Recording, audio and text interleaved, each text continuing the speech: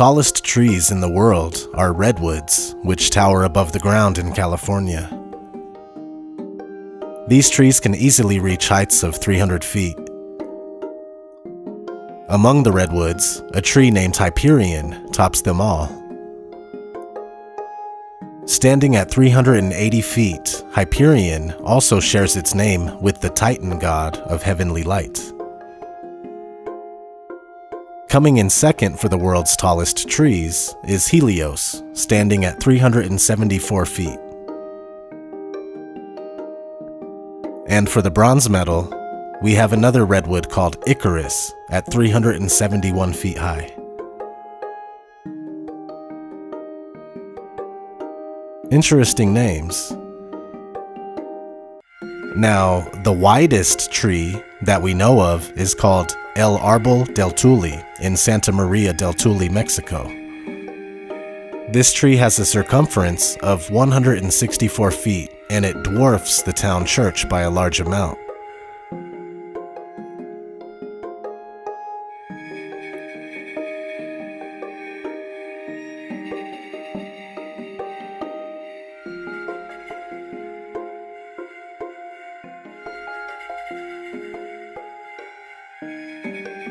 The largest tree by volume and not height or circumference is a sequoia called General Sherman, 275 feet tall with a circumference of nearly 103 feet.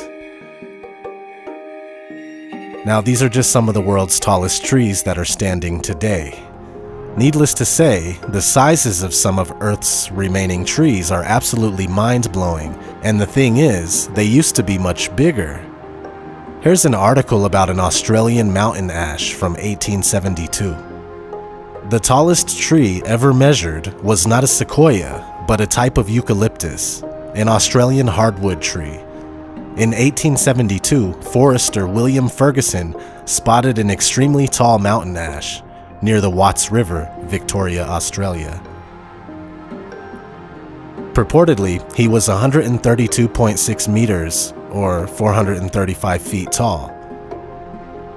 Around that time, multiple specimens of 140 meters tall were reported in Victoria, mainland Australia. We cannot check these measurements anymore. All these trees have been logged. Mountain ash was and is an important construction material in Australia. This brings me to my next point. Do the trees of the world get bigger and bigger the further we go back in history? We have some records of men cutting down extremely large trees in mass quantities. If trees of this magnitude were cut down by men in the 18 and early 1900s, then that begs the question, have we cut down even bigger trees before that? We don't know. But we do know that men love mindlessly taking out trees like there's no tomorrow. Was there once a time when trees were unimaginable in size and they reached high up into the heavens? Maybe this is true. The tree grew and was strong, and the height thereof reached unto heaven, and the sight thereof to the end of all the earth. Here the Bible says tree, and I think this is referring only to the world tree, also known as the tree of life, located at the center of the world, and that would be the North Pole. In depictions of the Norse cosmology, the tree of life, Yggdrasil, is growing from the center of a mountain. Here's a passage from the book of Enoch, kinda talking about that. And from there I went to the middle of the earth, and saw a blessed, well-watered place, which had branches which remained alive, and sprouted from a tree which had been cut down. And there I saw a holy mountain, and under the mountain, to the east of it, there was water, and it flowed towards the south. And in the midst of the trees, that of life, in that place whereon the Lord rests, when he goes up into paradise. And this tree is of ineffable goodness and fragrance, and adorned more than every existing thing. And on all sides it is in form gold-looking, and vermilion and fire lichen covers all, and it has produce from all fruits. Its root is in the garden at the earth's end. End is Eden. Mythologies from all over the earth plane reference a tree or sometimes a mountain there instead. Sometimes both at once, as we have just seen with the depiction of Yggdrasil. Maybe humongous trees used to be the norm. We are told that natural landmarks like the Devil's Tower are made by lava cooling in that shape, and that the lava dries up into neat little hexagonal columns. But when you look into how basalt columns are formed, you will not be able to watch how they are formed. Instead, we are told to just believe that basalt columns are the result of lava cooling down and cracking into hexagonal columns on its own. But when we look at how lava actually works, it never dries like that. It oozes chaotically before cooling down and drying in a random manner. It's merely circumstantial. No one has ever witnessed basalt columns form, therefore the official explanation is very much up for debate. So is the Devil's Tower an ancient tree stump? Are there more of these kind of structures? The answer is yes. Everything that we have ever been taught is up for debate, being that we've been taught mostly lies when it comes to where we come from, who we are, what our purpose is, and where we live. Our true history has been changed, rearranged, rewritten, and hidden from us. This video is a joint effort between myself, O.D.D, Rosette, and two awesome gentlemen named Shadie and Cracker. We hope to bring forth food for thought, intriguing ideas, and even new information for those that have already been researching this topic, including recently uncovered Freemasonic books from Lebanon that seem to support all this. So with all that said, I'll pass it off to Rosette. Be sure to subscribe to her channel as well. Thanks, O.D.D. Being awake is not all bad. Yes, it's scary at first knowing our government is not our friend, that the world really is run by psychopaths who follow Lucifer. But there is a good side to this knowing too, and that is connecting with like-kind people who want to help change the world for the better. People like O.D.D, Cracker, and now our new friend Shadie. He has a passion for getting the truth out and has a special perspective he wanted to share. It is regarding his homeland of Lebanon and the giant cedars. In getting to know Shadie, I discovered that his first name is Arabic for singer, which reminds me of Jacob in Jacob's Ladder. His name was Jacob Singer. Jacob was a Christ character in that movie. Singer as in messenger. And I can't help to make the connection to our friend O.D.D, literally being a singer of truth, with his raps exposing the Baal lie and everything else regarding the New World Order. Makes you think, do we truly pick our names? Or are we given our names? Birth names or pseudonyms, it doesn't matter. The name has a resonance that fits that person, and they are that name. And yes, like Jacob here, exposing 9/11, Shadie and O.D.D are here to also expose the ones behind 9/11. Notice Jacob sees with his right eye. He is of the right, of the good. Now we can't do a series called Ancient Tree Research Project without discussing the giant cedars of Lebanon. This is the one place on earth that is known for its giant trees. These same giant trees come up in the Bible in 47 verses. Why? What is so special about these trees? Are they hiding some more truths in plain sight? Let's take a look at some of the evidence. Now let's locate Lebanon geographically so we get a feel for the land. Lebanon is nestled between Israel on its southern border, and Syria on both its north and east. And just over the waters of the Mediterranean is its closest western neighbor, the island nation of Cyprus. Notice Cyprus, the neighboring island country to Lebanon, could indicate cypress as in the tree, and cypress has fragrant wood just as a cedar tree does. This is a picture of an ancient cypress tree. Cedar trees are part of the cypress family of conifers or pines, also indicating a connection to the pineal gland. Could cypress actually be an ancient giant cypress stump that is sticking up out of the water as an island?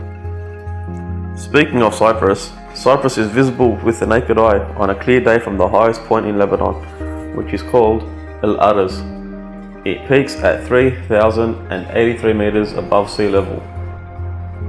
These mountains get covered in snow during the winter time, except for a place called Arnet Soda. This is said to be a special place where Noah planted a special seed right after the flood. Remember also that Lebanon is part of the ancient land of Canaan, known as the Promised Land in the Bible.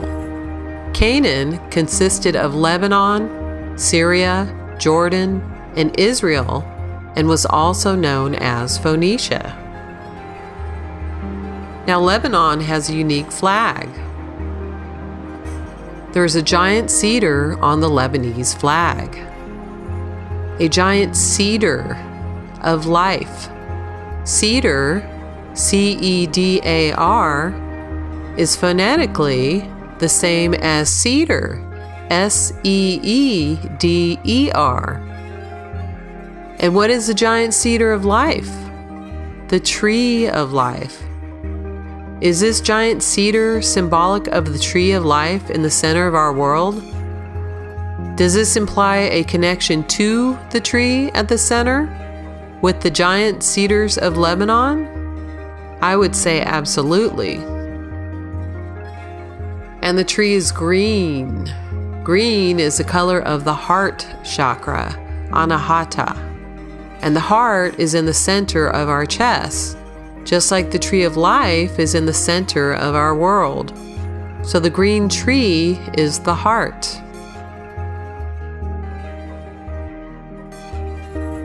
The green chakra could also represent Baalbek, which translates to in your heart. Baalbek is a town north of Lebanon, just behind the others. It is famous for its giant structure known as the Temple of Jupiter. The cornerstones of the earlier temple have been found to weigh over 100 tons, and the retaining wall monoliths weigh about 300 to 900 tons each. These blocks and the others are known today as the Baalbek stones and have been the subject of much debate, study, and conjecture over how they were moved and arranged. Alexander the Great conquered Baalbek in 334 BCE. He named it Heliopolis, as in the city of the sun. The name still in use in 64 BCE when Pompey the Great annexed the region of Phoenicia for Rome. This was still the designation for the city in 15 BCE, when the city became a colony of the Roman Empire. Alexander the Great was a giant, so was Pompey, which is how they got great in their name. And the Masons call their New World Order project their great work, their giant work. And remember, George Bush Sr. went by Magog, the giant, at Skull and Bones. And hear from his son, straight from the horse's mouth, Gog and Magog are at work in the Middle East. The biblical prophecies are being fulfilled. This confrontation is willed by God, who wants to use this conflict to erase his people's enemies before a new age begins. But the God that George Bush is talking about there is Lucifer. Right? That's his God. Back to the flag, it is on a white background. Now, what's interesting is that when looking up the etymology for Lebanon, we find that it originates from the Phoenician root Leban, which means white. So Lebanon is implied in the coding. The white background means Lebanon. Remember also Noah's white dove, a symbol for peace. The white is flanked by 2 bars of red. Red is the color representing Christ. Christ is red-blooded, as are we. The ones against Christ, the Antichrist, are blue-blooded, like the blue bloods, the royal elite. Blue is the color of the Star of David on the Israeli flag. And we know the Star of David is an occultic symbol consisting of 2 triangles, one pointing up, one pointing down. Each triangle has 3 sides, so 3 and 3 is 33, the number of the Masons. And we know the Masons worship Lucifer. So if the Israeli flag is a Masonic flag and the Masons worship Lucifer, what does that tell us about Israel?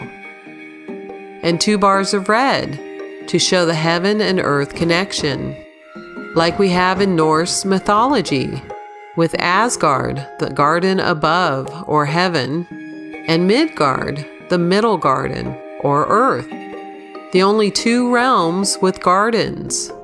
The only 2 realms with the red connection. The 2 realms with the red connection. Earth, which is an anagram for heart, and heaven, an anagram for E-Haven, or Earth Haven, the sanctuary above. The giant cedars are mentioned 47 times in the Bible. That's an awful lot of times. Now we know these trees were giant by particular passages in the Bible. In Ezekiel 31:3 we read, "Behold, Assyria was a cedar in Lebanon with beautiful branches and forest shade, and very high, and its top was among the clouds." The cedars were among the clouds. They have to be pretty tall to be that high. In Psalms 80:10 it states, "The mountains were covered with its shadow, and the cedars of God with its boughs." So the cedars were taller and bigger than the mountains. They shadowed the mountains. Giant cedars, Seeders. And notice what kind of man is associated with these majestic trees. In Psalms 92:12 we read, "The righteous man will flourish like the palm tree. He will grow like a cedar in Lebanon." Remember, Jesus was God's right-hand man, of the right, of good, of God. And how does a cedar grow? Tall and strong, bigger than the mountains, reaching among the clouds. Tall and strong, like Shadie's grandpa, who stood almost 8 feet tall. And so was his brother. Very hard-working men who worked with fruit trees their whole lives down in Quinnabine. The men of Lebanon take after the trees, tall men. Tall men as opposed to giant men. There's a difference between a man, seed of Adam, who grew tall and strong, and the Nephilim, whose offspring were of enormous size. In Deuteronomy 3:11, it states that King Og's bedstead was 9 cubits in length and 4 cubits in width, which is 13.5 feet by 6 feet, according to the standard cubit of a man. So King Og was approximately 13 feet tall if his bed was just a little more than that. And at 13 feet would make him over twice as tall as what is generally considered a tall man at 6 feet. In addition, the Book of Giants, which was found among the Dead Sea Scrolls, was also called the Lost Book of King Og of Bashan. So 6 feet and 8 feet, like Shadie's grandpa, would be considered tall men, while King Og at 13 feet was a giant. So it's on the flag. It's in the Bible. Where else can we find the giant cedars? How about in the landscape? The big mountain is called Al-Araz, which means the cedar in Arabic. It is the landscape and part of everyday life in the oldest Maronite Christian towns and villages which surround the mountain. The valley, or Al-Wadi An-Nubin, is Arabic for the Valley of the Holy Saints, or the Holy Valley. The mountains and the valleys provide excellent climate for growing the most beautiful fruit and vegetables, from apples and olives to pears and cherries. Now, why would a civilization dating centuries ago name a mountain after a tree? It wouldn't make sense unless the mountain was a tree, a giant tree that has been cut down. This cut portion starts at 1800 meters above sea level, which would be equivalent of a 60-story building. And that is just at the base. Notice how this cut portion is already among the clouds, as mentioned in and throughout Ezekiel. The mountain is also home to pine tree forests and cedar tree forests, which is called Az al-Rab, which translates to the cedars of God. And observe how the mountain looks separate from the floor. El-Arez isn't a continuous mound of rock and dirt that slopes to the ground. Instead, El-Arez extends downwards like you see on tree roots at the base of a tree. This also has a flat top, or mesa. Mesa meaning table. Table of the giants? In nature, with erosion from wind and rain, you would not get a level top like a tabletop.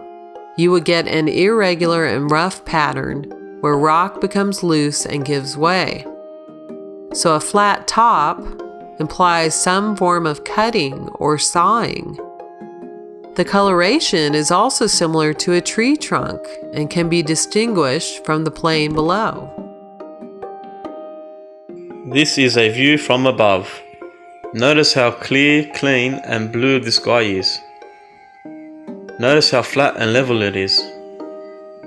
These photos are from my village in Hasrun. Hasrun is a Phoenician term for fortress, and the town truly is a fortress because we are the oldest Christian village in all of Lebanon, and we have defended ourselves from invaders for 6,000 years. The Phoenicians invented the alphabet and were known as kings of the sea. They dominated travel as they used cedar trees to craft boats and ships. This was because the cedar tree could survive the snowy winters and the salty summers. This tree was durable to the salty oceans all over the world. They traveled to Egypt and Africa, down to the Mediterranean, and even all the way to Australia. They were experts in trade and maintained peace with many different cultures. The Phoenicians were known as the Purple People to other cultures. In the Wadi An-Nubin, or the Valley of the Holy Saints, you can see the caves that the Christians hid in during the invasion of the Ottoman Empire. We have monasteries here that were built in the 1600s, so over 400 years ago. My uncles have worked in them and have first-hand knowledge of giant bones being discovered in them years ago, until the church came and took them away. Doesn't that sound familiar? Like whenever they discover giant bones in the US, a team from the Smithsonian Group comes by and hauls them away, never to be seen by the public again. Smithsonian. Smith is code for Mason. Both the church and the Smithsonians are hoarders of true knowledge of our world, sharing the same allegiance. Let's take a look inside the monastery of Addisha. Upon entering the monastery, I immediately get goosebumps. This monastery is home to many saints, hermits and monks from all over the world. Ancient paintings, writings and drawings are well preserved here. Weekly masses still take place in the church here today. This is a black slab from the roof of the cave. It has a painting on it, which looks familiar. Does it remind you of anything? To me, it looks like the beginning of the seed, like cedar, seed of life symbol. It also looks like the cross-section of a pomegranate fruit. Could this be where they got the real Star of David from? From the bottom of a ripe pomegranate fruit? And here is the actual tomb where the giant bones were found. Notice the tiny and only entrance. This was so that he could defend himself from trespassers.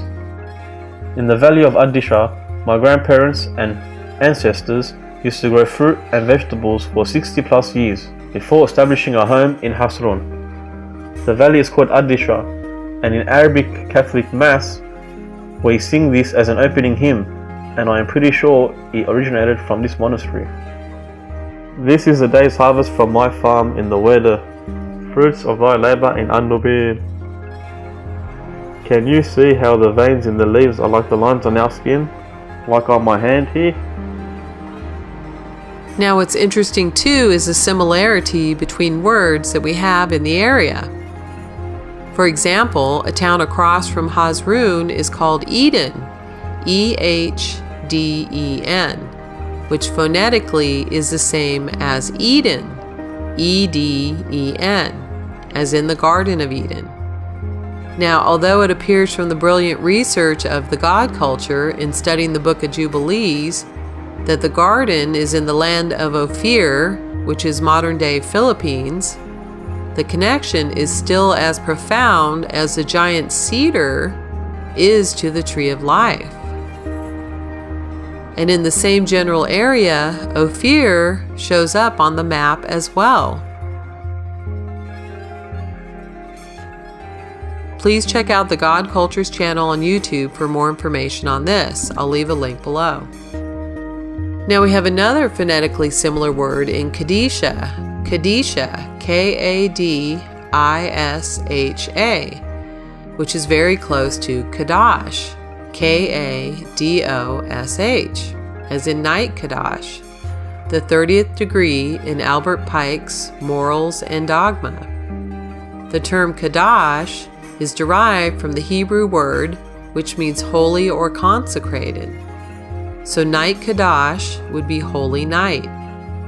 They consider the night holy, where Lucifer reigns. Knights Templar for Templars of the Night as well. Night Kadash's abbreviation is KK. KK in numerology is 22. 22 is the number of Christ, of his journey here on earth, usurped by the Luciferians, making Christ Lucifer in the tarot. The Masons followed the Gnostic writings of the Kabbalah. Night Kadash, Night Kabbalah.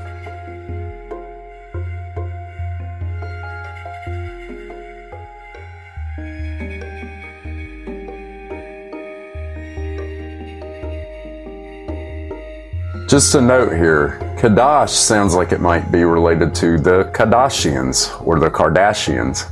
KK, Kim Kardashian, Khloe Kardashian, the KKs. This is probably why these vile creatures are pushed into the news every day as a symbol for the KK. The Kardashians are likely candidates to be transsexual and androgynous, like the Freemasons' coveted Baphogoat. Khloe, Kim, Courtney, or KKK. 11 plus 11 plus 11 equals 33. And we can't help but notice that KKK are the initials of the Ku Klux Klan, founded by Albert Pike, the head Mason and writer of Morals and Dogma.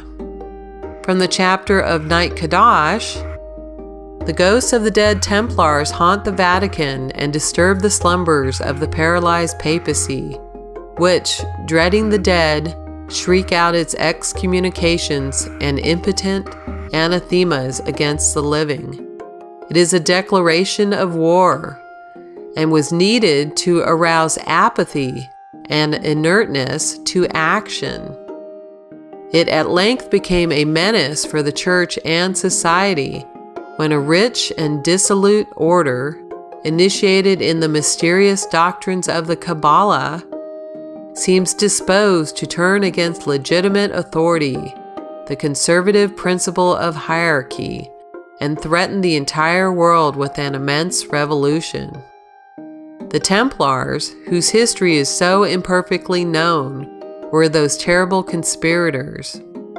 This rebuilding, formerly predicted by the Judaizing mystics of earlier ages, had become the secret dream of the patriarchs of the Orient. The Temple of Solomon, rebuilt and consecrated to the Catholic worship, would become in effect, the metropolis of the universe. The East would prevail over the West, and the patriarchs of Constantinople would possess themselves of the papal power. Trumpets. And notice they're both wearing blue ties. Blue ties for Israel. Blue is the color of Lucifer. And they make sure to have the Christmas tree that looks like a cedar on Trump's right. Behind Trump, it looks like a mountain landscape with little cedars peeking over his left shoulder. On the left behind Pence, we have the flag in a pyramid shape. The stars are laying sideways, so they have the appearance of pentagrams with the 2 points at the top of each. And it's topped by an eagle or phoenix, symbol of the Masons. It's kind of like their version of the tree behind Pence. Man-made as opposed to God-made. Another random thought about pagan Christmas is that it is centered around trees and decorating them in materialistic rubbish, while hiding the true essence of trees and their true nature, power, and purpose of them in our world. The Christmas tree with the star on top, or the Northern Star, is a representation of our old world. The decorations are meant to be the fruit, and the gifts under the tree are meant to be the blessings of life, to provide food and shelter for all life on earth. The trees don't grow fruit for itself to consume. Every single aspect of a tree, from the roots to the bark, to the vines and the leaves, and right down to the fruit, all hold deep, sacred, and special healing powers for the human body and the entire environment that the tree is surrounded in. I totally agree. Many say it's a pagan symbol and make it bad, but it was usurped and made that way. Originally, it was a symbol of our blessings.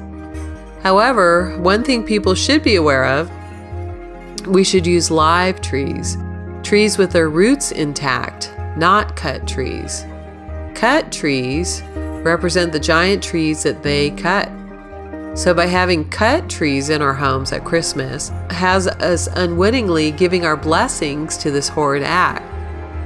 Live trees, trees that we should plant after Christmas, add beautiful trees to our plain instead of subtracting them from it. Like the forest of Lebanon, which only covers 13% of the land in present day. There are 41 mentions of trees in the Book of Enoch. Here's one of the more fascinating ones. This is from the Book of Enoch, chapter 32. And after these fragrant odors, as I looked towards the north over the mountains, I saw 7 mountains full of choice nard and fragrant trees, and cinnamon and pepper. And thence I went over the summits of all the mountains far towards the east of the earth, and passed above the Erythraean Sea and went far from it, and passed over the angel Zotiel, and I came to the garden of righteousness. And from afar off, trees were numerous. These trees and great 2 trees were there, very great, beautiful, and glorious, and magnificent, and the tree of knowledge, whose holy fruit they eat, and know great wisdom. That tree is in height like the fir, and its leaves are like those of the carob tree, and its fruit is like the clusters of the vine, very beautiful, and the fragrance of the tree penetrates afar. Then I said, how beautiful is this tree, and how attractive is its look? Then Raphael, the holy angel, who was with me, answered me and said, this is the tree of wisdom, of which thy father and old in years, and thy aged mother, who were before thee, have eaten, and they learnt wisdom, and their eyes were open, and they knew that they were naked, and they were driven out of the garden. Notice how similar the tree looks to the tower card in the tarot deck, at the bottom of which looks like a tree. Notice the base is among the clouds, just like El Arez looks like this base and is among the clouds. With Trump still in mind, look at the next picture. It's Trump Tower. Trump Tower is the Tower of Babel, replacing the Tree of Life. Man-made tower as opposed to Cedars, Seeders, God's towers. Let's continue with the Kadash quote. Sword and trowel, the Templars' insignia, concealed themselves as brethren masons. The trowel of the Templars is quadruple, and the triangular plates of it are arranged in the form of a cross, making the Kabbalistic pentacle known by the name of the Cross of the East. Thus, the Order of the Knights of the Temple was at its very origin devoted to the cause of opposition to the tiara of Rome and the crown of kings, and the apostate of Kabbalistic Gnosticism was vested in its chiefs. So the Cross of the East is a symbol of Kabbalistic Gnosticism. Notice Crowley's Cross of the East to his right. And what is written next to it? Baphomet. Remember that word, it will come up again shortly. And here, with the sovereign commander of the Masons with his Cross of the East on his fez. Notice the tint of this photo? It is purple, Phoenician purple. We continue. To acquire influence and wealth, then to intrigue, and at need to fight, to establish the Johannite or Gnostic and Kabbalistic dogma, were the object and means proposed to the initiated brethren. The papacy and the rival monarchies, they said to them, all sold and bought in these days, became corrupt, and tomorrow, perhaps, will destroy each other. All that will become the heritage of the temple. The world will soon come to us for its sovereigns and pontiffs. We shall constitute the equilibrium of the universe and be rulers over the masters of the world. Did you catch that? And they will be rulers over the masters of the world. The Templars, like all other secret orders and associations, had two doctrines, one concealed and reserved for the masters, which was Johannism, the other public, which was Roman Catholic. Thus, they deceived the adversaries whom they sought to supplant. Hence, Freemasonry, vulgarly imagined to have begun with the Dionysian architects or the German stoneworkers, adopted St. John the Evangelist as one of its patrons, associating with him in order not to arouse the suspicions of Rome, St. John the Baptist, and thus covertly proclaiming itself the child of the Kabbalah and Essenism together. And wherever in the higher degrees the two colors, white and black, are in juxtaposition, the two principles of Zoroastrian manes are alluded to. It is absurd to suppose that men in intellect adored a monstrous idol called Baphomet, or recognized Mahomet as an inspired prophet. The symbols of the wise always become the idols of the ignorant multitude. Remember Crowley's Baphomet? And we see how the Cross of the East represents Kabbalistic Gnosticism. And we see here also how the Masons covertly worship John the Baptist and try to associate him with the Kabbalah and Essenism. Here is a Masonic-inspired version of John the Baptist, with him doing the as above, so below. Notice 1 foot up, 1 foot down, sitting on a throne with a scepter in his hand, and naked except for a cloth draped over his privates, just like in this next picture, which looks eerily similar to the statue of Mason George Washington doing the same pose and dressed the same way, which looks eerily similar to their Baphomet doing the same pose and dressed the same way. So we can see just from the one painting of John the Baptist that they are usurping him, using him to promote Gnosticism. Remember, this is from Night Kadash, straight from Morals and Dogma, straight from the Mason's own writings. And Donald Trump is a Mason. I'll leave a link to his appearance on the Jimmy Fallon show, where he has to go through his humiliation ritual to move up in Freemasonry. And you'll notice he holds up his thumbs and index fingers, forming two L's.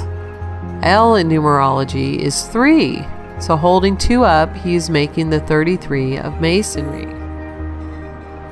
So they tell us they worship John the Baptist, and what's interesting is that John the Baptist lived in Qumran.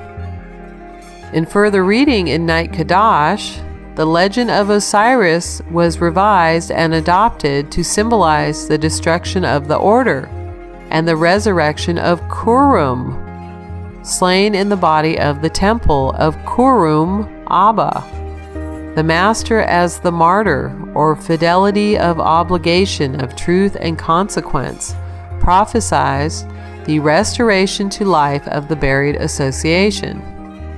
So they associate Kurum with Osiris, and we notice how phonetically similar Qumran is to Kurum.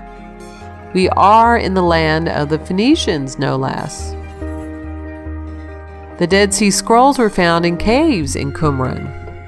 The Essenes did not live in Qumran. They lived above En-Gedi on the southwest shore of the Dead Sea, with 5 villages in between. There were no Gnostic texts found with the Dead Sea Scrolls. The Essenes were Gnostics, as we just read straight from the Masons' writings. They were not even mentioned in the Bible. The Gnostic texts were found in Alexandria, Egypt, nowhere near Qumran. And notice how similar the place where the scrolls were found are to a modern-day cedar tree's base.